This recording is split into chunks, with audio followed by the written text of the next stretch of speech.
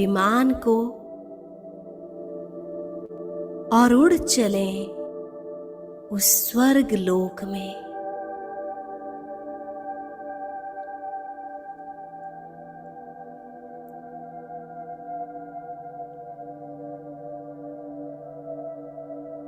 प्रवेश कर रहे हैं हम सृष्टि के आदि काल में, स्वर्णिम प्रकाश की दुनिया में।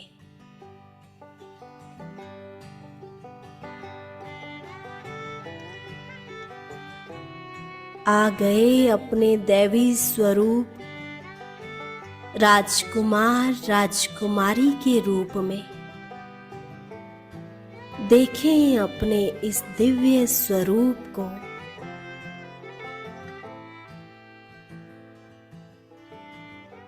मस्तक में पवित्रता की चमक, नयनों में रूहानी नूर और मुख पर दैवी मुस्कान।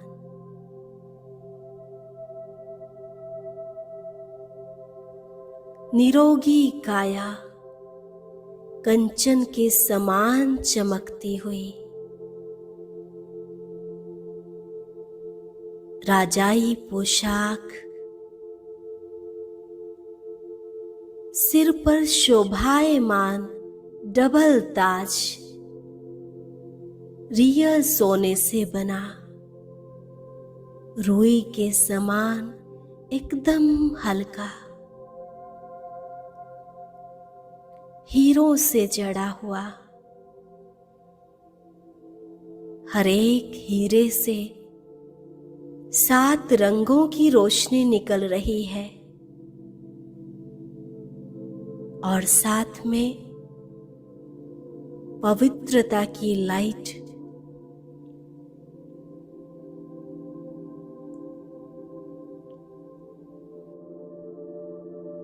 ऐसे लाइट माइट से संपन्न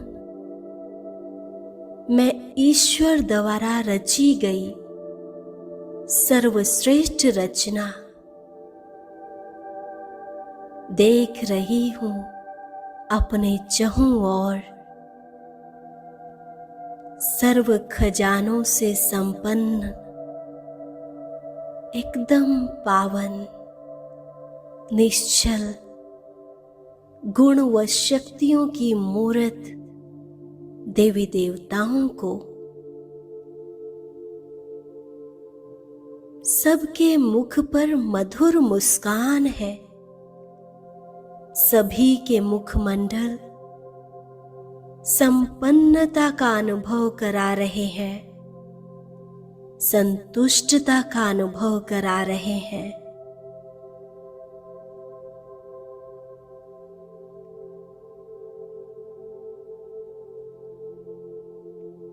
प्रकृति की सुंदरता अपने शीर्ष पर है।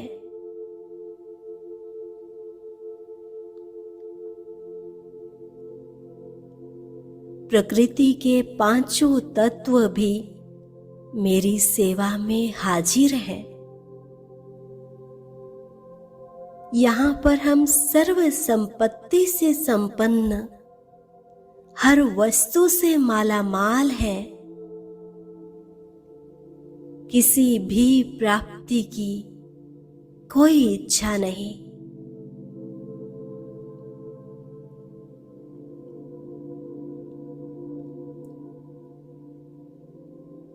बल्कि सभी के जीवन में सर्व प्राप्तियां सेवा के लिए चक्कर लगाती ही रहती हैं।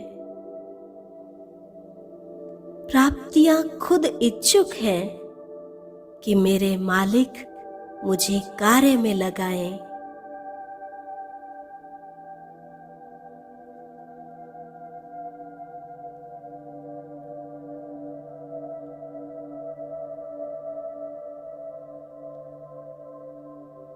वैभवों की खाने भरपूर हैं। हर वैभव अपना अपना सुख देने के लिए सदैव रेडी है।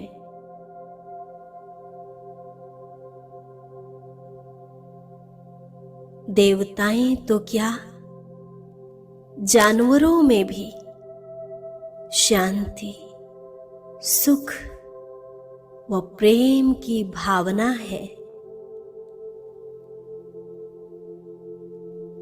फील करें इस अलौकिक सुख को।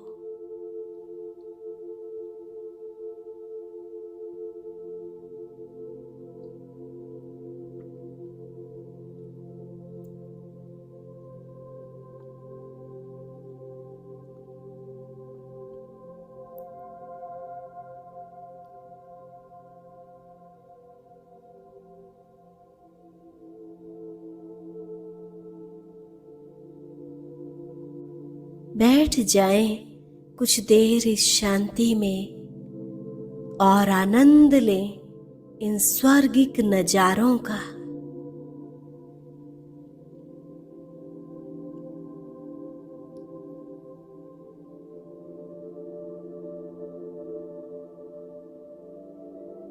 स्वर्णिम प्रकाश बिखेरे ये आकाश, दूर दूर तक नजर आती ये हरियाली,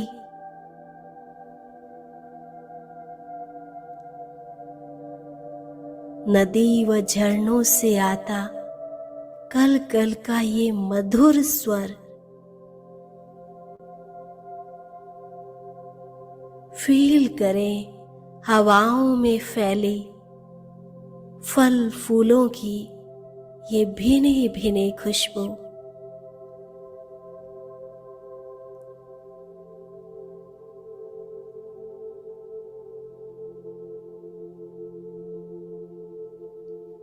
वृक्ष के पत्तों से हिलने से सुनाई देता, वृक्ष के पत्तों के हिलने से सुनाई देता ये प्राकृतिक संगीत कितना मन को आनंदित कर रहे हैं।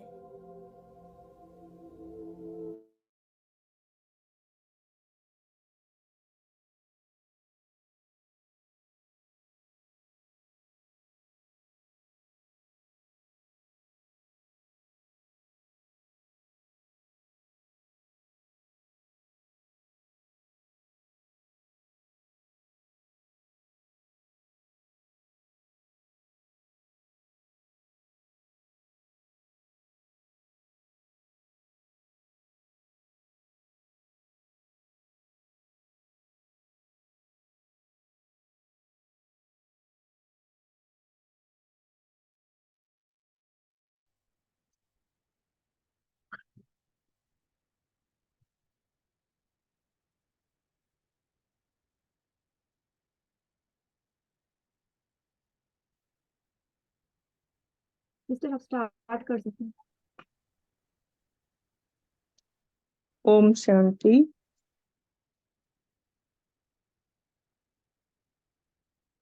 सभी ब्रह्ममुख वंशावली ब्राह्मण आत्मा भाइयों को ओम शांति।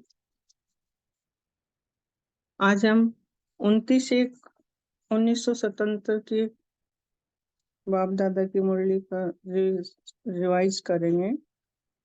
मुरली का टाइटल है मधुवन की महिमा। तो आज तक तो हम हमेशा जितने भी जैसा भी है कि द्वापर से ही मान लो देह भान में जब से आए तब से अपने लौकिक घरों की और यही सब महिमा करते हैं हमारे, ऐसा है।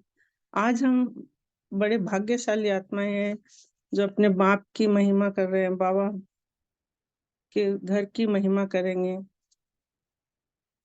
बाबा सदैव अपने बच्चों को मधुवन घर में देख करके बेहद खुश होते हैं। तो आज भी हम ऐसा ही मधुवन घर में चल करके ही मुरली डायरेक्ट बाबा से सुनेंगे, ऐसा हम फील करेंगे, अनुभव करेंगे। बाबा हमेशा ही बोलते हैं बच्चे जब भी कोई भी छोटी मोटी परेशानी हो, कुछ भी बात हो, तो मधुवन पहुंच जाओ। मधुबन भी बाबा इतनी तकलीफ नहीं देते कि हम तन से जाएं, मन से ही आ जाओ। मन से आने से ही तुम्हें मन में बेहद की खुशी प्राप्त होगी। तो आइए हम रिवाइज करते हैं। ओम शांति। नॉलेजफुल निराकारी निर्विकारी बाबा मधुबन निवासी बच्चों से बोले, सभी सदा खुश हो ना। जो तीनों लोकों के राज को जान गए तो राजी हो गए ना। कभी भी कोई नाराज होता है, अर्थात ड्रामा के राज को भूल जाता है? बाबा पूछ रहे हैं। ये हमें अपने आप से पूछना भी है साथ साथ में कि कहाँ कौन सी बात आती है जिससे मेरी अवस्था ऊपर नीचे होती है। जो सदा ड्रामा के राज को और तीनों कालों को जानता है तो वह राजी रहेगा ना। जब हमें निश्चय हो गया कि हम जान गए, बाबा को हमें निश्चय हो गया और आदि मध्य अंत के राज को हम पहचान गए, तो फिर तो हम अपने आप को पहचान गए तो हम कभी भी मीन्स नाराज होंगे ही नहीं, क्योंकि हमें सब राज पता है ना। जब जैसे कि एक पिक्चर अपन देखने जाते हैं, उसमें हमें पहले से देखी हुई होती है, फिर दोबारा देखते हैं तो हमें आगे से आगे पता होता है कि ये हीरो को विलन यहाँ पे ऐसे ही मतलब कुछ पिटाई कर रहा है, पर इसका कुछ होने वाला नहीं है। उसी हिसाब से हमें भी बाबा ने पूरा राज बताया है, तो हमें अभी कोई भी स्थिति परिस्थिति से कोई भी बात में हलचल में हिलना डुलना नहीं है। नाराज होने के का कारण राज को नहीं जानना है। तीनों कालों के ज्ञाता बनने वाले को त्रिकालदर्शी कहा जाता है। वह सदा राजी और खुश रहता है। मधुवन निवासी अर्थात बाबा बता रहे मधुवन निवासी जो अपने आप को समझते हैं उनके लिए सदा खुश और राजी रहने वाले। तो हम अपने आप को मधुबन निवासी का सर्टिफिकेट तभी दे सकते हैं भले ही हम कहीं भी बैठे हों, किसी भी कोने में हो। दूसरे से नाराज होना अर्थात अपने को राज जानने की स्टेज से नीचे ले आना। तख्त छोड़कर नीचे आते हो तब नाराज होते हो। त्रिकालदर्शी अर्थात नॉलेजफुल। नॉलेजफुल की स्टेज एक तख्त है, ऊंचाई है। जब इस तख्त को छोड़कर नीचे आते हो तब नाराज होते हो। जैसा स्थान वैसी स्थिति होनी चाहिए, बाबा हमें बता रहे हैं। मधुबन को स्वर्ग भूमि कहते हो ना, ये तो मानते हो मधुबन स्वर्ग का मॉडल है। तो स्वर्ग में माया आती है क्या? हमें पता है कि सतयुग में कोई माया नहीं आएगी, तो बाबा बोल रहे हैं मधुबन भी क्या है? स्वर्ग का मॉडल है। इसकी भी अविद्या होनी चाहिए कि माया क्या है। माया आनी ही नहीं चाहिए, जबकि उसकी अविद्या होनी चाहिए। हमें उसके बारे में कुछ भी इनोसेंट होना चाहिए, इनोसेंट रहना चाहिए। स्वर्ग में माया का ज्ञान नहीं होता है, इस भूमि को साधारण समझने के कारण माया आती है। जब हम मधुबन घर को साधारण समझ लेते हैं तब माया आती है, बाबा बोलते हैं। मधुबन वरदान भूमि को साधारण स्थान नहीं समझो। मधुबन की स्मृति भी समर्थी दिलाती है। सिर्फ इसी याद में भी यदि रहे ना तो भी हमें बहुत समर्थी बन जाते हैं। मधुबन में रहने वाले फरिश्ते होने चाहिए। मधुबन की महिमा अर्थात मधुबन निवासियों की महिमा। मधुबन की दीवारों की महिमा तो नहीं है ना। बाबा बता रहे हैं कि ऐसा तो नहीं है ना कि मतलब मटेरियलिस्टिक चीजों की उनकी महिमा है, नहीं। मधुबन हम बच्चों की ही महिमा ही मधुवन की महिमा है। मधुवन निवासियों की महिमा ही मधुवन महिमा है। मधुवन निवासियों को सारी दुनिया किस नजर से देखती है? विश्व अब तक भी याद के रूप में कितनी ऊंची नजर से देखती है? भक्ति भी मधुवन निवासियों का गुणगान करते हैं। भक्त भी मधुवन निवासियों के गुणगान करते हैं। भक्त भी जो है मधुवन वासियों का गुणगान करते हैं। ब्राह्मण परिवार भी ऊंची नजर से देखता है। अगर आपकी भी इतनी ऊंची नजर हो तो फरिश्ता तो हो ही गए ना। मधुवन निवासी यज्ञ निवासी भी कहे जाते हैं। ये बहुत गहरा पॉइंट है। मधुवन निवासी यज्ञ निवासी भी कहे जाते हैं। यज्ञ में रहने वालों को अपनी आहुति डालनी है, तब फिर दूसरे फॉलो करेंगे। ये अति विशेष बात है कि यज्ञ में रहने वालों को अपनी आहुति डालनी है, तभी दूसरे फॉलो हम करेंगे, हमें देख करके और करेंगे। यज्ञ यादगार के यज्ञ में भी आहुति सफल तब होती है जब मंत्र जपते हैं। भक्ति मार्ग का भाव बता रहे हैं। यहाँ भी सदा मन मना भव मंत्र स्मृति में रहे, तब आहुति सफल होती है। मधुवन निवासी तो निरंतर मंत्र में स्थित होने वाले हैं। सिर्फ बोलने वाले नहीं, लेकिन मंत्र स्वरूप होना। क्योंकि मधुवन में होता ही क्या है, सारे दिन में हम बाबा बाबा बाबा बाबा की याद करते हैं, बाबा की ही बातें करते हैं, बाबा की ही बातें सुनते हैं। चलते हैं तो भी बाबा के ही स्थान पे चलते हैं, खाते हैं तो भी ब्रह्मा भोजन खाते हैं। इसलिए मधुवन में आना मतलब बहुत ऊंचे अपने आप को पुरुषार्थ में ऊंचा करना, ज्ञान योग धारणा सेवा हर कदम में आगे बढ़ना। तो यहाँ भी सदा मन मना भव मंत्र स्मृति में रहे, यह आहुति सफल होती है।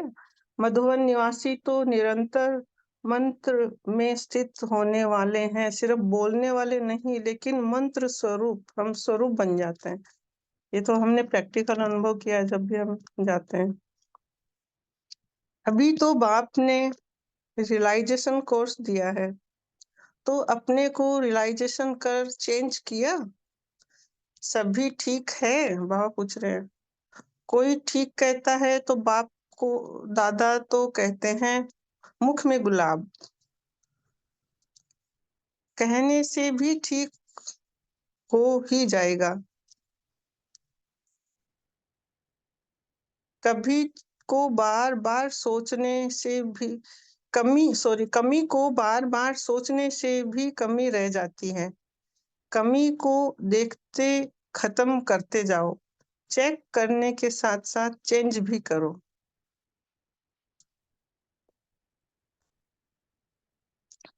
कोई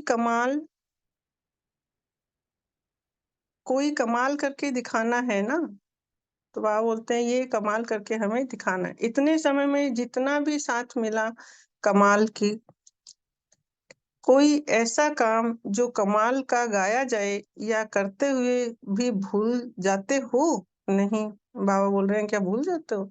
अपने को सदा गुणमूर्त देखते ऊंची स्टेज पर स्थित रहते हो, नीचे नहीं आओ। फिर बाबा बोल रहे नीचे नहीं आओ।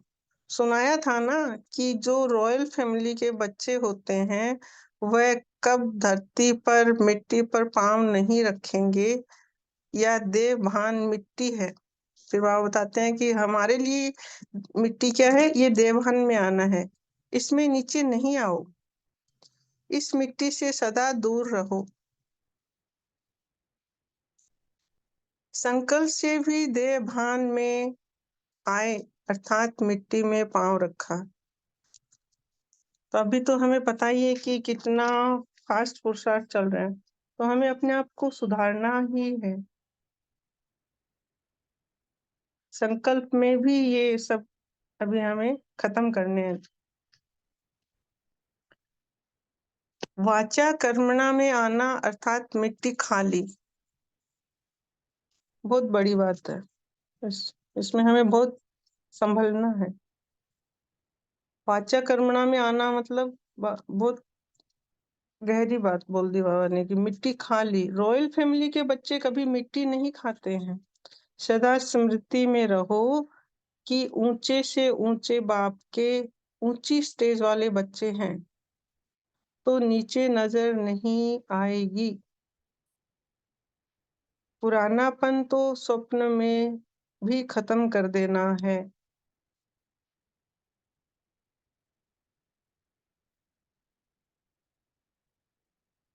जो योगी तू आत्मा ज्ञानी तू आत्मा होगी, उनका स्वप्न भी नई दुनिया नई जीवन का होगा।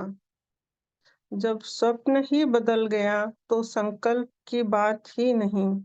मधुवन निवासियों के स्वप्न भी श्रेष्ठ हैं। बाप दादा भी उसी नजर से देखते हैं। मधुवन निवासी नाम की महिमा है। जो अंत समय तक भी नामधारी वृंदावन मधुवन सिर्फ नाम पर अपना शरीर निर्वाह करते रहते हैं।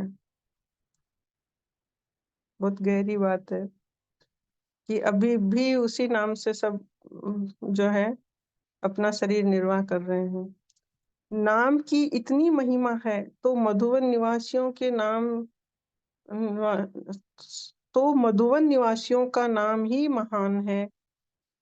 जब नाम की इतनी महिमा है तो स्वयं स्वरूप की क्या होगी। अच्छा, सभी संतुष्ट तो हो ही। अच्छा,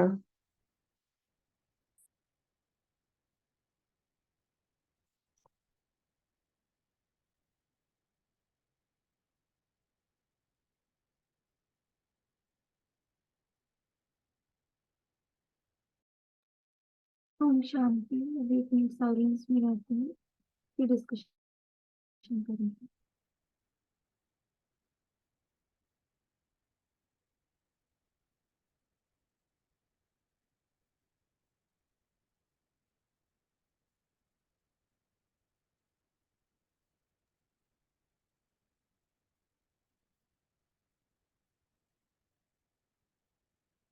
ओम शांति। अभी कुछ देर के लिए साइलेंस में बैठेंगे, फिर बोली डिस्कशन करेंगे।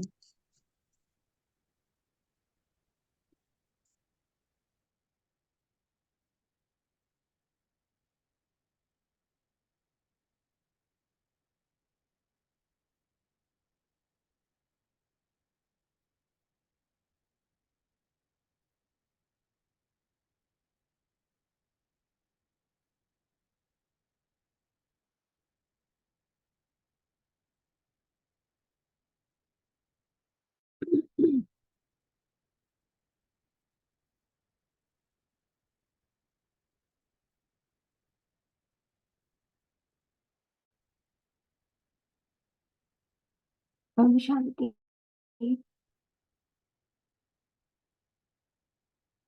तो आज बाबा ने मधुबन की महिमा हम सबको सुनाई।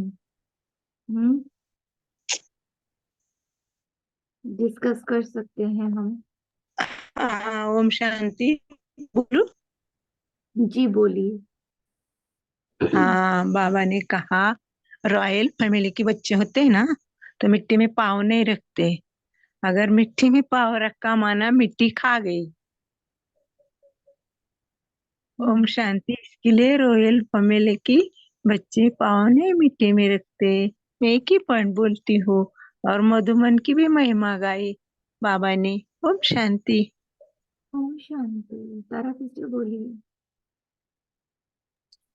जी, मैं वही रॉयल फैमिली पर ज़्यादा थोड़ा और बोलूँगी कि जैसे दीदी ने बोला कि मिट्टी रॉयल फैमिली जो मधुबन के रॉयल फैमिली है मिट्टी पर पाँव नहीं रखते, मिट्टी नहीं खाते। लेकिन अगर देह भान के बच्चे देह भान में हम आ जाते हैं, संकल्प से भी हमें देह भान आ गया तो जानो हम मिट्टी पर पाँव रख दिया, और फिर अगर हम वाचा और कर्मणा में आ गए तो माना हम मिट्टी को खा लिया, बाबा ऐसे बोला। तो बाबा बोले कि रॉयल फैमिली के बच्चे मिट्टी नहीं खाते। और बाबा ने ये भी कहा है कि मधुबन स्वर्ग का मॉडल है कि तो माया आ नहीं सकती। तो मधुबन एक स्मृति से कि माया, वहां पर माया अगर हमारा स्मृति, अगर हम जैसे कि अगर हम मधुबन के बारे में याद करें तो हमारा सब माया चली जाती है, साधारण सब निकल जाता है सोच। तो वो स्वर्ग का मॉडल है, उसे हमें फॉलो करना है। ओम शांति। हम्म, तो ये बात तो हमने बहुत बार सुनी है ना, कि अगर देह अभिमान में आए, माना मिट्टी में पाँव रखा। बाबा ने कई बार ये बात समझाई है, आज भी साकार मुरली में देही अभिमानी बनने की बात हुई। लेकिन इस बात का क्या अर्थ है कि स्वप्न में भी नहीं आना चाहिए? स्वप्न में नहीं आएगा तो फिर संकल्प में भी नहीं आएगा। स्वप्न में आने को आप क्या समझते हैं? देह अभिमान स्वप्न में आता मतलब कैसे? स्वप्न एकदम सूक्ष्म होता है, संकल्प से भी सूक्ष्म स्वप्न होता है, जिसे सबकॉन्शियस में भी नहीं आए माइंड में। तो वो और ऊंची है, संकल्प से भी ऊंची स्वप्न होती है। अगर उसमें भी नहीं आए तो हम बहुत ऊंचे हो गए। ओम शांति। जी, और कोई बताए जैसे ठीक है, ये तो हमें मालूम है ना, सूक्ष्म होता है स्वरूप। लेकिन प्रैक्टिकल लाइफ में मैं कैसे पहले से पहचान जाऊं कि ये फीलिंग में देह अभिमान आ रहा है, स्वप्न में देह अभिमान आ रहा है, कैसे पहचानूं मैं? ओम शांति बोलूं मैं? आपने अभी शेयर किया ना, कोई और बोले। अगर कोई नहीं बोलते हैं तो आप बोलिए। गौरी सिस्टर, आप बोलेंगे? एक्चुअली मैंने डाउट डाउट पूछने के लिए हैंड रेज किया था। ओके, पूछिए। वाचा कर्मणा में आना अर्थात मिट्टी खाली, इसका मुझे मुझे समझ में नहीं आया मतलब। वही ना, उसी पर तो जा रहे हैं, पूरा पॉइंट समझने की कोशिश यहाँ पर हम कर रहे हैं। सबसे पहले तो बाबा ने स्वप्न की बात कही है, स्वप्न में देहाभिमान आना क्या समझते हैं आप? फिर संकल्प पे जाएंगे और फिर वाचा और कर्मणा में। तो स्वप्न में आना मतलब क्या समझते हैं आप, वो शेयर कीजिए। अश्वनी सिस्टर, आप करेंगी? हाँ, हाँ, ओम शांति। स्वप्न में हमें व्यर्थ संकल्प आए, कुछ भी कोई परेशानियां रहती अपने को, वो बार बार, तो उसमें भी हम देह अभिमान में आते हैं, कभी सोच में पड़ जाते हैं हम बहुत सारे टाइम पे। कोई भी काम करते हुए व्यर्थ संकल्प बार बार आते तो देहभान आता है ना उस टाइम पे। ओम शांति। लेकिन बाबा ने स्वप्न से भी स्वप्न कहा, फिर उसके बाद संकल्प कहा। स्वप्न से क्या समझते हैं? नीलम सिस्टर बोलिए। स्वप्न कब आते हैं? जब हम हमारी दिनचर्या में जो कार्य होता है वो स्वप्न में आता है। तो जब इस दिनचर्या में हमारा देह भान है, हम किसी को नाराज करते हैं, किसी से नाराज होते हैं, तो क्योंकि क्या हम अपनी स्टेज को जानते नहीं है, जब वो हमारे स्टेज नहीं होती, हमारा संकल्प अंदर चला जाता है, तो वही क्रिया स्वप्न में आती है। तो हमें दिनचर्या में ही उस स्वप्न तक लाने के लिए ही उसको रोक लगा देंगे, तो उसके लिए हमारा जो संकल्प है स्वप्न में भी आएगा, और हमारे में एक क्षमा भावना भी होगी। जैसे हम रात को चाट दे के सोते हैं, तो हमारा जो दिनचर्या में नाराज होना, जैसे बाबा ने कहा कि वो अपने को रात जानने की स्टेज से नीचे आते हैं, यानी कि हम ड्रामा के ऊपर हमारा एक्यूरेसी नहीं है, तो हमें हर एक चीज की एक्यूरेसी होती है, तो स्वप्न में भी हमारे अच्छे विचार चलते हैं। तो इसलिए बाबा मुझे समझा रहे हैं कि तुम्हारे स्वप्न में भी ये देह भान का भान नहीं आना चाहिए। ऐसा मेरा चिंतन चला, बाबा ने बताया। ओम शांति। अनीता सिस्टर, आप बताएंगे? ओम शांति दीदी। हाँ, ओम शांति दीदी। जी बोलिए। जी दीदी, इसमें जैसा बहन ने बताया ऐसे भी मतलब कि जो पूरा हमारे दिनचर्या के ऊपर भी सेट होता है, और फिर थोड़ा सा हमारा जो खान पीन की धारणा होती है उससे भी हमारे स्वपन में तो पहचान अगर हम ये करेंगे कि जिस समय हम लेट जाते हैं तो उस समय मतलब जो हमारे स्वपन आ रहे हैं वो किस तरह के आ रहे हैं हमें। अगर देह भान के हैं तो कहीं ना कहीं हमारे अंदर जो कॉन्शियस में है वो देह भान ही कहीं ना कहीं रुका है। जैसा कि हम दिन में तो अभ्यास कर रहे हैं, लेकिन रात में लेट के फिर देह भान के ही सपने आ रहे हैं, इधर उधर जाने के या कुछ भी करने के। तो इस मतलब मेरा जो मानना है कि अपने खान पीन पे भी हमें बहुत ध्यान देने की जरूरत है, ताकि जैसे बाबा बोलते हैं कि योगी मतलब या तो योगी अवस्था में खाना बनाया जाए या योगी के ही हाथ का खाना खाया जाए। अगर किसी भिखारी के हाथों का खाना खाया जाए तो दीदी ये थोड़ा सा मैं अपने अनुभव से भी कहती हूँ, मतलब कि अगर हम किसी भी दिन कोई ऐसी सिचुएशन अगर कभी आ चुकी और मतलब कहीं थोड़ा भी अगर ले लिया तो हमें उसी दिन पता चलता है कि नहीं, खाने के भी जो एक मन पे इफेक्ट पड़ता है, तो उसी दिन क्या संकल्प ही चेंज हो जाते हैं रात को सोते समय। दिन में तो नहीं हमें इतना महसूस होता, लेकिन रात को पता चल जाता है। ओम शांति दीदी। जी मैं बताऊं दीदी? बताइए। हाँ, मेरे को तो ये लगता है कि स्वप्न में भी का मतलब जैसे हम कहते हैं ना, स्वप्न में भी मैंने ऐसा नहीं सोचा था, मतलब कभी नहीं। स्वप्न में भी नहीं का मतलब कभी नहीं, कि हमको कभी भी कोई गलत विचार ना आए। इसका मेरे को ऐसा लगता है कि शायद कभी नहीं के लिए बाबा ने स्वप्न में भी कहा। बाकी तो स्वप्न में तो हमारा कोई कंट्रोल होता नहीं। बस हम्म, सिस्टर आप बताइए। हाँ। ओम शांति सिस्टर।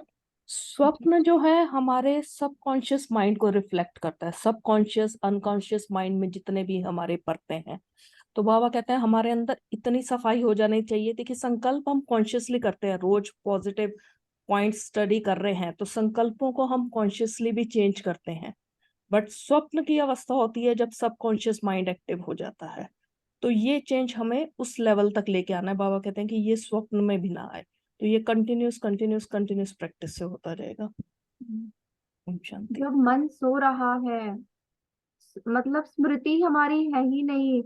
जैसे यूं नहीं कहते कि मेमोरी अगर चली गई आपकी, मेमोरी अगर चली गई तो आप सब कुछ भूल जाएंगे ना। मैं कौन हूँ, कहाँ रहती हूँ, कैसी हूँ, क्या करती हूँ, सब कुछ मैं भूल जाऊंगी अगर मेरी मेमोरी चली गई तो जब हम स्वप्न में होते हैं ना तो मेमोरी होती ही नहीं है कोई भी। लेकिन वो सबकॉन्शियस माइंड जो है ना वो एक्टिव होता है, वो स्वप्न दिखाता है। तो वास्तव में जो सूक्ष्म की वृत्ति जो होती है ना, सूक्ष्म वृत्ति, उसको स्वप्न कह सकते हैं। Feeling sensations. हाँ, जैसे चोट लगने से पहले क्या होता है, उसी आधार पे तो संकल्प चलते हैं ना। मुझे दर्द हो रहा है, बाद में संकल्प आएगा। पहले फीलिंग होगी, ओ वो कुछ लग गया, अच्छे बुरे की फीलिंग आएगी, उसके बाद आपके संकल्प चलेंगे कि ये चोट लगी है, दर्द हो रहा है, ऐसे। तो वो वृत्ति भी इतनी क्लीन एंड क्लियर हो जाए हमारी कि संकल्प उठे ही ना।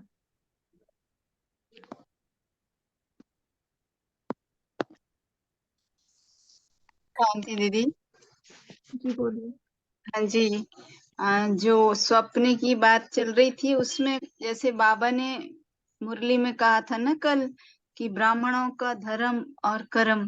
तो मुझे ऐसा लगता है जो हमारी धारणा है ना, वो धारणा भी अगर हमारी इतनी पक्की हो जाए तो वो स्वप्न तक वो हमारे चले। कई बार कहती ना, स्वप्न में मुझे ऐसा कोई खिला रहा था मगर मुझे याद आ गई, मैंने सपने में भी नहीं खाया। हाँ, तो ये धारणा भी अगर पक्की है मेरी, आत्मिक स्वरूप वाली है, तो स्वप्न में भी वो नहीं हो सकता।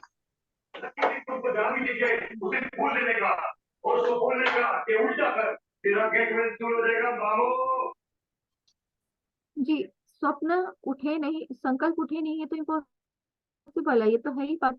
लेकिन यहाँ पर देह अभिमान से ऊपर उठने का मतलब ये थोड़ी ना कि केवल देह से ऊपर उठ जाओ। यहाँ पर मन से भी तो ऊपर उठना है ना। इसीलिए तो बाबा मन मना भाव कहता है। मन में संकल्प चलेंगे, इसी को तो बाबा कहता है युद्ध है। मन में संकल्प चलेंगे, लेकिन मन भी जो संकल्प कर रहा है ना, मन की संकल्प जो कर रहा है मन, उस धरनी पर भी मुझे अपनी पहचान नहीं बनानी है। मन के संकल्पों के अकॉर्डिंग मुझे अपनी पहचान नहीं बना रही है। मन संकल्प कर रहा है कि मैं, मेरे पास ये नहीं है, वो नहीं है, ये होना चाहिए, थोड़ा तो कोई समझे, ऐसे मन संकल्प कर रहा है। और उस वक्त अगर मैंने समझ लिया हाँ सचमुच मेरे साथ तो गलत हो रहा है, तो मैं अपनी एक आइडेंटिटी बना लूंगी, ओहो मैं तो लाचार हूँ, मैं तो बेबस हूँ, फिर उस आधार पे मुझे दुख की अनुभूति होती है। तो मैं मन के अंदर भी वो फीलिंग को लेकर के आई ना दे अभिमान की, तो मुझे तो मन के संकल्पों से भी ऊपर उठ जाना है। और वो केवल तभी होता है जब हमें अपना संपूर्ण स्वरूप याद होता है कि मैं कौन हूँ। इसीलिए बाबा कह रहा है ना त्रिकालदर्शी बनो। तो बाबा के पास बैठो, बाबा के पास बैठकर बाबा के नजरिए से नीचे हो रहे ड्रामा को देखो, मन को भी देखो कि मन कैसे फ्लक्चुएट कर रहा है। तब हम मन के अंदर भी दे अभिमान से न्यारे हो जाएंगे। ऐसा नहीं है कि युद्ध नहीं चलेगी, मन के अंदर संकल्प नहीं चलेंगे, सब कुछ होगा, लेकिन मन से भी न्यारे हो जाना और फिर मन को बाबा को समर्पित करके, बाबा अब इस मन को भी मैं साक्षी होकर के देखूंगी कि मन के अंदर क्या चल रहा है और क्या नहीं चल रहा है। फिर वो जो मन की प्रतिक्रिया होती है ना, वो क्लियर समझ में आती है कि किस बात को सोच करके मन कैसा रिएक्शन देगा। तो यहाँ केवल देह अभिमान का मतलब ये नहीं है कि देह समझना, देह के संबंधों में फंसना। यहाँ पर मन के संकल्पों से भी न्यारा होना है। हाँ, एक तो पहले वृत्ति इतनी क्लीन हो और फिर मन के संकल्पों से भी न्यारा। जब मन ही संकल्प नहीं करेगा तो फिर वाचा में भी वो बात नहीं आएगी और कर्मणा में भी नहीं आएगी। हाँ, मिट्टी खा लेना मतलब अंदर से भी मैले हो जाना। जादव भाई आप बोलेंगे कुछ?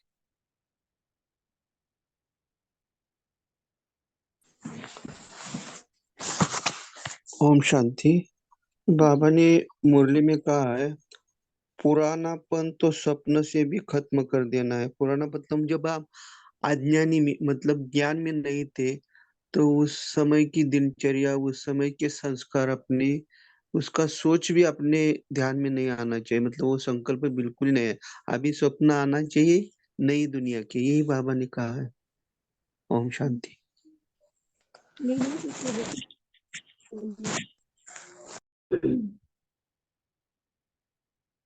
निर्मला सिस्टर बोलिए। अच्छा, तो जैसे बाबा ने कहा ना आज कि ड्रामा के राज को भूल जाता है इसलिए नाराज होता है। जो सदा ड्रामा के राज को, तीनों कालों को जानते हैं वह राजी रहेंगे, है ना। तो यहाँ पर हम भूल जाते हैं कि मैं तो एक डिफरेंट आइडेंटिटी हूँ, मैं तो आत्मा हूँ और मैं एक ड्रामा प्ले करने के लिए नीचे आई हूँ। तो जब मैं नीचे आती हूँ तो क्या मन बुद्धि संस्कार सब एक्टिव होते हैं? मैं इन सब से भी ऊपर हूँ। इसीलिए बाबा कहते हैं संकल्प में भी ना आए देह अभिमान। जो सपोज कि अम, मेरे सामने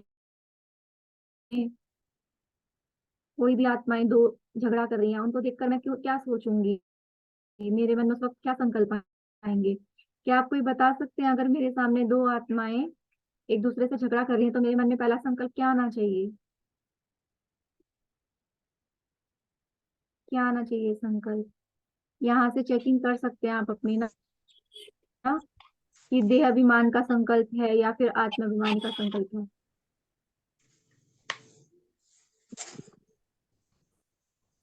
वो आप अपना पार्ट कंप्लीट कर रही है। ओम शांति। जी बिल्कुल सही। हाँ, क्योंकि हम सभी उस वक्त आत्म, अगर मैं अपने आत्मिक स्वरूप में हूँ, मैं अगर आत्माभिमानी हूँ तो मैं उनको भी आत्मा ही देखूंगी। और वो जो कर रही है ना उनके पार्ट, उनको पार्ट के साथ देखूंगी मैं कि ये पार्ट प्ले कर रही है बस। बाकी इनका जो ओरिजिनल स्वरूप है ना वो परमधामी वैसा ही है जैसा मेरा है। वही शांत स्वरूप, वो है ही शांति से भरपूर। मेरा भी तो परमधाम में शांति वाला स्वरूप है ना, मैं तो हूँ ही शांति से भरपूर। अगर मैं यूं कहूँ कि चलो बाबा इनको भी शांति दो, ये शांत हो जाए, तो वो देवाभिमान के संकल्प है। तो यहाँ पर है ना छोटी छोटी बातों में हम अपनी चेकिंग कर सकते हैं। निर्मला माता जी, आपको कुछ बोलना है?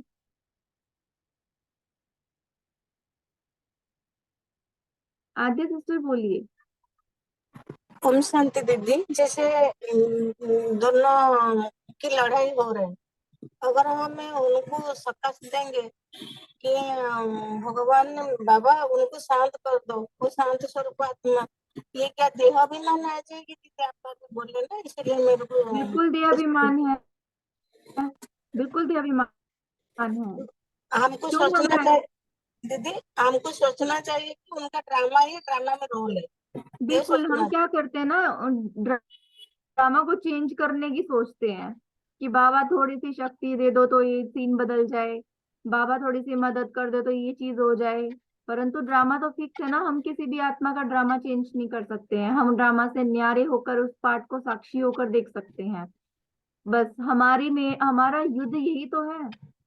जो बाबा युद्ध बोलता है ना कि युद्ध चलती रहती है, कोई हारता है कोई जीतता है, वो यही तो है कि जब हम मन के संकल्पों से ऊपर उठ जाते हैं, आत्मवाणी हमारी स्टेज हो जाती है, उसके अकॉर्डिंग जब हम ड्रामा को देखते हैं तो वो हमारी त्रिकालदर्शी पने की स्टेज होती है।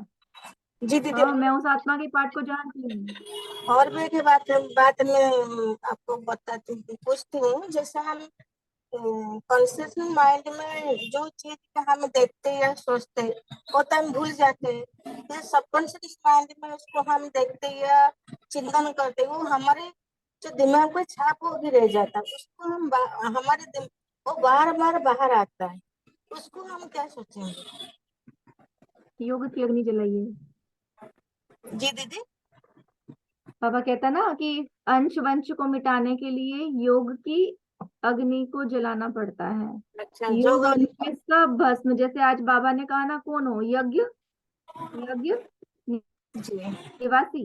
यज्ञ निवासी को क्या करना पड़ता है? आहुति डालनी पड़ती है। जब यज्ञ निवासी आहुति डालता है तो सब डालेंगे, है ना। तो मन मना भाव की मंत्र में स्मृति में रहो तो बाबा कहते हैं आहुति सफल हो जाती है। जी दीदी, ओम और शांति। थैंक यू, थैंक यू दीदी। इसमें मेरा भी एक छोटा सा क्वेश्चन है कि जैसा आपने ये अभी उदाहरण दिया है कि सपोज करो दो व्यक्ति लड़ रहे हैं, तो क्या अगर हम अलग खड़े होके उन्हें शांति की सकाश दे तो भी देह भान में आएगा वो भी? आप अगर ये सोचते हैं ना कि मैं आत्मा अपने ओरिजिनल स्वरूप में कौन हूँ, पहुंच जाओ सेकंड में अपने ओरिजिनल सत्य के अंदर, मैं परम धाम में बाबा के पास बैठी हुई चमकती पॉइंट ऑफ लाइट हूं ना, और उस वक्त अपने संपन्न संपूर्ण स्वरूप को देखो। जब मैं अपनी शांति स्वधर्म में टिक जाऊंगी ना, तो उन आत्माओं तक अपने आप ऑटोमेटिक ही शांति की वाइब्रेशंस पहुंचेंगी। फिर जब मैं उनको देखूंगी ना कि ये भी आत्मा है परम धाम में वैसे ही बैठी है बाबा के पास शांति की स्थिति में, शांति से भरपूर है, तो आपका ये संकल्प उनको चेंज कर देगा। थैंक यू तो दीदी। यहाँ पर हमें किसी को, जैसे हम कहते हैं ना कि हम सकाश दे, किसी को परिवर्तन करें, नहीं, सबसे बड़ी सेवा यही है, अपनी स्थिति को संभालो, अपनी स्थिति में स्थित हो जाओ। और उसी दृष्टि से हम जब सबको देखते हैं ना, तो सब कुछ वैसा ही होता है, परफेक्ट जैसा हम चाहते हैं। उनको भी परिवर्तन करने का अपने आप ही वाइब्रेशंस मिल जाता है। जैसे ही मैं सोचूंगी ना वो प्रेम स्वरूप आत्मा है, मैं उसको प्रेम की दृष्टि से देखूंगी, तो उसके भीतर का भी प्रेम जागृत हो जाएगा। लेकिन उसके पहले अपने आप को अपनी आत्मिक स्थिति में स्थित करना जरूरी है। और भी कोई शेयर कर सकते हैं आपको अगर लगता है कि इसके अलावा भी कुछ हो सकता है तो। सबको समान अधिकार है, ऐसा ही नहीं यहाँ पर ग्रुप में किसी एक को ही बोलना है। आप सभी जी अपना दीदी। हैंड रेज कर सकते हैं, डिस्कस कर सकते हैं। सारा सिस्टर बोलिए। जी दीदी, तो हमारे घर पर फैमिली रियूनियन हुआ था। तो एक एक पर्सन ने थोड़ा नेगेटिव था ना, तो फिर बाद में हमें कॉल करके कुछ क्वेश्चन किया, तो हम उसको इतना अच्छा से प्यार से आंसर दिए, वो इतना शांत हो गई। क्योंकि हम बाबा को फर्स्ट याद करके तब मैं उसका जवाब दिया, वो बहुत शांत हो गई। और मुझे ऐसा लगता है कि सभी लोग वो एक पर्सन के फील करते थे कि वो एक पर्सन का संस्कार स्वभाव बहुत नेगेटिव है। तो इसके लिए क्या सभी आत्मा देहभान में थे उस समय? क्योंकि वे ओरिजिनल तो सब पीसफुल होते हैं।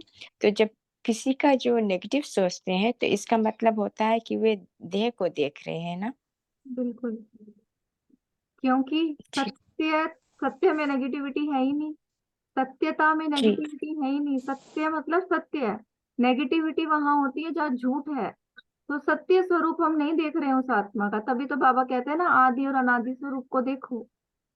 क्यों देखते हो आप उसके पुराने संस्कारों को? ड्रामा के वशीभूत जब आत्मा कोई है, उसके स्वभाव संस्कार तमो प्रधान है, शूद्रपने के हैं, ये तो ड्रामा में पार्ट है ना उसका। पहले सतो प्रधान संस्कार होंगे, उसके बाद रजो आएंगे, फिर उसके बाद बिल्कुल ही तमो आ जाएंगे। वो तो ड्रामा चलता है, लेकिन वास्तव में वो आत्मा कैसी है?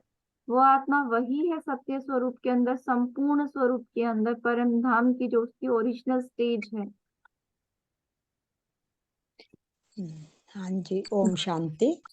तो यहाँ पर हमें क्या करना है, जब हम त्रिकालदर्शी है तो हम नॉलेजफुल है। तो नॉलेजफुल की स्टेज क्या होती है? ऊंचाई में रहना। तो हमें ऐसे ही रहना। और जब अनवश स्थिति होनी चाहिए हमारी, क्योंकि स्थान देकर कोई परवश आत्मा है, वो कोई महावाक्य कुछ भी बोल, तो हमें वहां पर अपनी ऊंचाई, अपनी स्थिति को देखना है कि मैं त्रिकालदर्शी होकर अगर उस आत्मा को देखती हूँ, तो हमारा जो त्रिलोकीनाथ, जो बाबा बोलते हैं तीनों कालों को जानने वाले हैं, तो किसी काल में किसी समय में ये स्थिति बनी होगी जो आज मेरे सामने आई है। तो जैसा स्थान वैसी स्थिति हमें बनानी है। ओम शांति। सही है, लेकिन ये त्रिकालदर्शी स्टेज भी कौन बनाता है? हमारी त्रिकालदर्शी स्वयं बाबा बनाता है ना। तो हमें कोई भी सीन देखनी है ना, तो एक बार जस्ट अनुभव करके देखो कि कोई भी बात जब हो रही है ना, तो हम एक सेकंड में इस देह से न्यारे होकर के सीधा बाबा के पास बैठ जाएं और फिर बाबा से कहें कि बाबा जो नीचे सीन चल रही है ना, वो मुझे आपके नजरिए से देखनी है।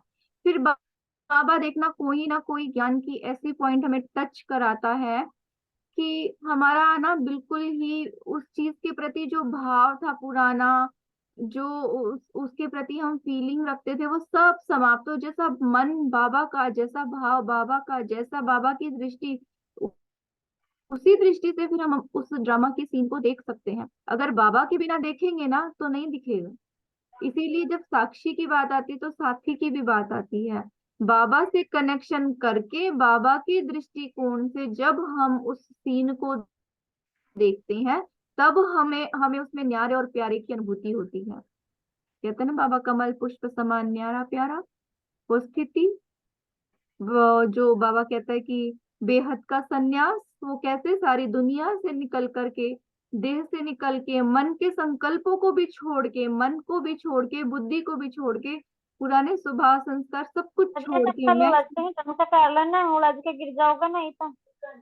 मैं संपूर्ण स्वरूप में बाबा के पास बैठी हूँ, और बाबा जैसा आप मुझे ड्रामा दिखाएंगे ना, मैं वैसा ही देखूंगी।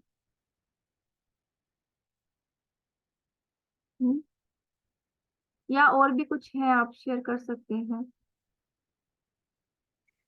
ओम शांति दीदी। जी बोलिए। बाबा बोला जे ब्राह्मण ब्रह्मा मुख वंशावली, ब्राह्मण का धर्म और कर्म है। धर्म अर्थात मुख्य धारणा है संपूर्ण पवित्रता। संपूर्ण पवित्रता की परिभाषा जानते हो? बाबा प्रश्न होता, संकल्प व स्वप्न में भी अपवित्र का अंश मात्र भी ना हो, ऐसे श्रेष्ठ धारणा करने वाले ही सच्चे ब्राह्मण कहलाते हैं। ऐसी धारणा के लिए ही गायन है, प्राण जाए पर धर्म ना जाए। ओम शांति। बिल्कुल सही। हम वैसे समझते हैं कि हम सारा दिन आत्मा अपने आप को समझते हैं आत्मा, लेकिन है ना, जब हम अपने आप को आत्मा समझते हैं, आत्माभिमानी स्टेज रहती है ना, तो मोस्ट ऑफ द संकल्प जो हमारे चलते हैं कि ऐसा नहीं होना चाहिए, वैसा नहीं होना चाहिए, ये हो गया, वो हो गया, या यूं भी अगर हम करते हैं कि बाबा हमें दे दो, बाबा हमारी मदद कर दो, ये जो बाबा भक्ति के संस्कार कहते हैं ना, ये सारे संकल्प खत्म हो जाएंगे सब। एक बार जरा अपने आप को देखो, योग योग में बैठाकर जैसे हम संकल्प करते हैं ना, मैं आत्मा हूँ, मैं इस शरीर से न्यारी हो गई हूँ, मैं ऊपर जा रही हूँ, मैं बाबा के पास बैठी हूँ, बाबा की किरणें आ रही है, मुझ में भर रही है। मैं क्यों सोचूं इतना कुछ, मेरे को पता है मैं अपने संपूर्ण संपूर्ण स्वरूप में आत्मा हूँ। मैं बस बाबा के पास बैठी हूँ और मैं अपने उस सत्य स्वरूप को फील कर रही हूँ। और बाबा का प्यार मुझे मिल रहा है, बाबा की लाइट जो है ना, उस वो जैसे कि मेरे लिए छत्र छाया है, कैनोपी है बाबा की, या मैं बोलूँ लैप है बाबा की, गोद में बैठी हूँ और मैं उसको फील कर रही हूँ अपने ओरिजिनल स्वरूप को, है ना। तो ये जो संकल्प की मेरे अंदर ये पुराना संस्कार है, ये भस्म हो रहा है, ये खत्म हो रहा है, क्यों हो रहा है, मैं तो अपने सत्य स्वरूप में हूं ही संपूर्ण। ये है हमारी आत्मज्ञान स्टेज। और जैसे कि बाबा ने आज कहा ना एक बात बहुत ही प्यारी, बाबा ने कहा कि गुण मूर्त, अपने को सदा गुण मूर्त देखते ऊंची स्टेज पर स्थित रहो। ऊंची स्टेज कौन सी होती है? परम धाम की जो मेरी स्टेज है, गुण मूर्त।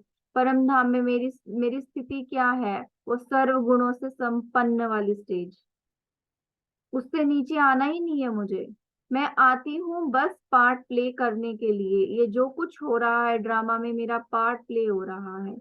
मैं आत्मा पार्ट प्ले कर रही हूँ, बट मैं पार्ट नहीं हूँ, मैं पार्ट का हिस्सा नहीं हूँ, मैं अलग हूँ उससे। लेकिन जब मैं ना फंस जाती हूँ ना, हर सीन में मैं खुद को फंसा हुआ देख लेती हूँ, बस वो मेरी देहाभिमान की स्टेज है। अब जैसे कि कोई एक्टर अपने स्टेज पर पार्ट बजाता, तो वो पार्ट बजाते वक्त ये थोड़ी ना भूल जाता है कि वो उसका एक्चुअल नाम क्या है, उसका एक्चुअल घर कौन सा है, वो नहीं भूलता ना। लेकिन हम भूल जाते हैं यहाँ पर आकर के कि मेरी परम धाम में कौन सी स्टेज थी। तो यही रियलाइजेशन कोर्स बाबा करने के लिए आज हम कह रहे हैं कि बाप ने रियलाइजेशन कोर्स दिया है, तो अपने को रियलाइजेशन कर चेंज दिया ना रियलाइजेशन। आया बाबा, बाबा ने हमें समझाया, बच्चे तुम ये शरीर नहीं हो, तुम आत्मा हो।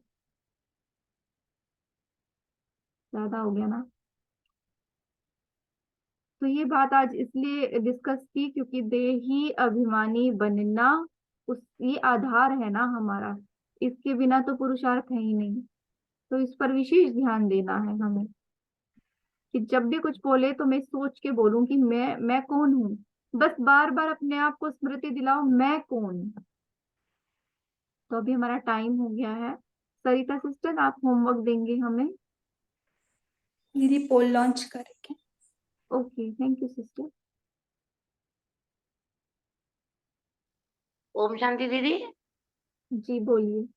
One thing, Didi, two Atma very interested to join the Avakta Murali Club. So please take the phone number. Okay, आप भेज दीजिए उनको, ग्रुप में ऐड कर देंगे। अच्छा, okay. So please write the number there, Jugol. 9474. Sister आप chat में टाइप करके भेज सकते हैं। है टैप में आता है आपको? चैट करना आता है? I cannot understand. नहीं आता है? अच्छा, ठीक है, बोलिए आप। 9474 हाँ जी, 621 हाँ जी। 209. আর another আর another হচ্ছে 9434 हाँ जी, 120 हाँ जी। 679. ठीक है, হ্যাঁ 9434 ठीक है 120 सिस्टर, ठीक है। 67. হ্যাঁ ওকে। पोल लॉन्च किया है, आप उसका आंसर दीजिए। निर्मला माता जी, आपको कुछ कहना है?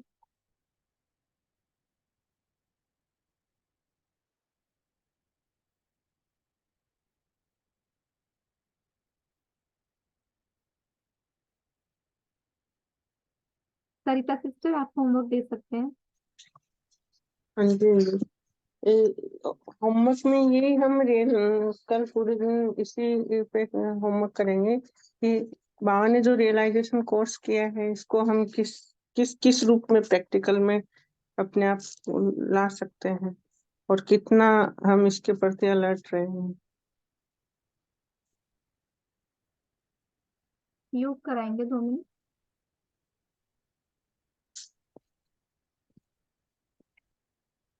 ओम शांति।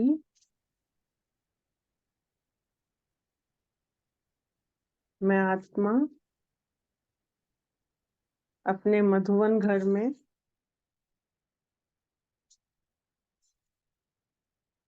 बाप दादा के कमरे में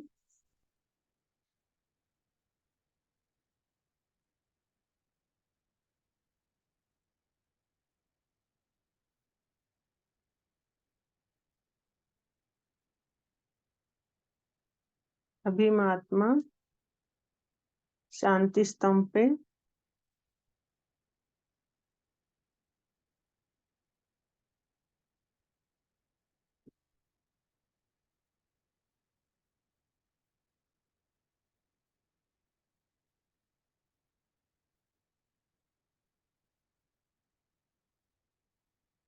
tower of knowledge, tower of peace, tower of purity, tower of power बंद करके बाप दादा से पावर लेते हुए बाप दादा को शुक्रिया बोलते हुए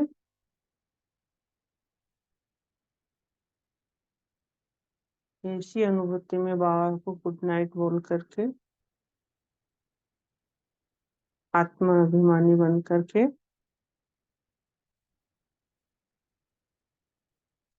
पूरे दिन की दिनचर्या बाबा को सौंपते हुए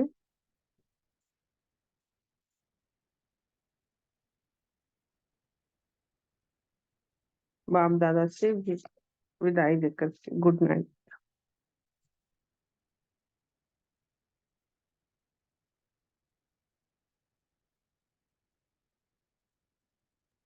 थैंक यू सिस्टर, आप सभी का कॉल से जुड़ने के लिए बहुत बहुत धन्यवाद। Om Shanti, good night. ओम शांति।